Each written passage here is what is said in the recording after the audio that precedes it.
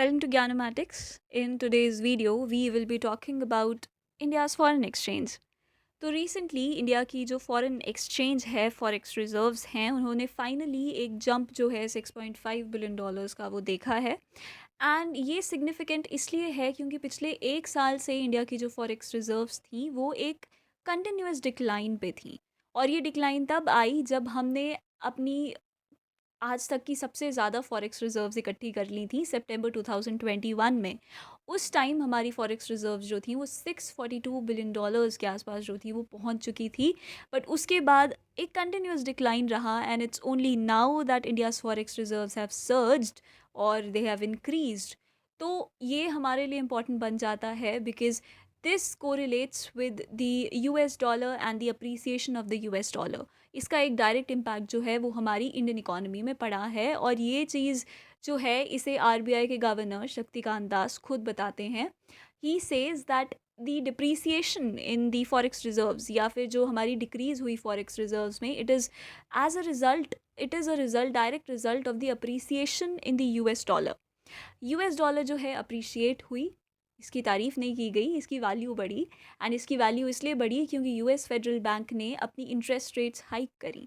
अब interest rates अगर कोई हाइक करता है तो उसका एक मेन मोटिव होता है एक्सेस फ्लो ऑफ कैश जो है इकोनॉमी में उसको रिड्यूस करने का। तो अगर एक्सेसिव लिक्विडिटी जो है उस पर कैप लग जाता है, वो कम होती है, तो लोगों की जो परचेजिंग पावर है वो कम होती है। लोग डिमांड अपनी रिड्यूस करते हैं, लोग पैसे सेव करना चाहते हैं।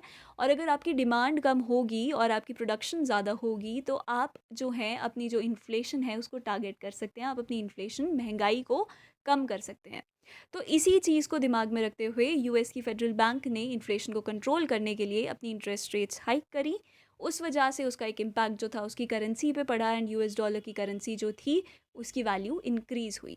अब अगर उसकी वैल्यू इंक्रीज़ हुई तो इंडिया की जो करेंसी है उसके कंपैरिजन में हम डी वैल्यू हुए। एंड जो फॉरेन इन्वेस्टर्स थे, फॉरेन पोर्टफोलियो इन्वेस्टर्स थे, उनको यूएस की इकॉनमी में वहाँ के इकॉनमी में इन्वेस्ट करना जो है उनको वो ज़्यादा ल्यूक्रेटिव लगा।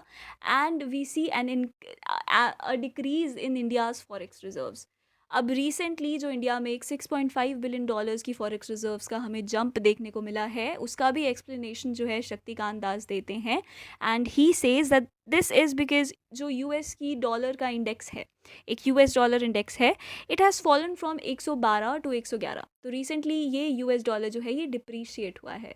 सो I hope you are able to understand the relation between US dollar and the India and the forex reserves of India. अगर यूएस डॉलर जो है वो अप्रिशिएट होता है तो वो हमारे फॉरेक्स रिजर्व्स के लिए अच्छा नहीं है।